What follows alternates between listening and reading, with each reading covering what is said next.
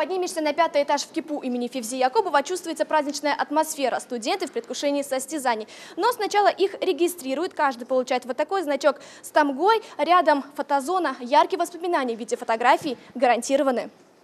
Около 50 студентов сегодня демонстрируют свои знания в области крымско-татарского языка. В Олимпиаде участвуют учащиеся всех факультетов университета. Сания Зинединова на 3-м курсе изучает английский и немецкий языки. В интеллектуальных конкурсах участвует всегда. Побеждала в региональной Олимпиаде по родному крымско-татарскому языку. Рассказывает, его незнание – пожизненное путешествие во тьме. Важно сохранять свои традиции и знать свой язык.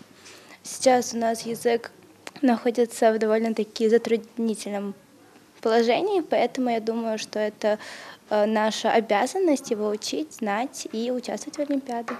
Это уже 2-й тур Олимпиады. В первом принимали участие ученики общеобразовательных школ. Испытания проводят несколько дней из-за эпидемиологической обстановки. Сегодня конкурс также поделили на 2 части. Сначала студенты проходят тест.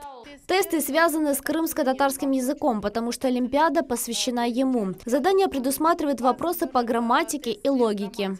А после защищают доклад с презентацией на одну из предложенных тем по истории, культуре, искусству, языкознанию. Важно то, что участвуют и преподаватели, и сотрудники университета. Наша цель – как можно активнее развивать крымско-татарский язык среди молодежи и в целом народа.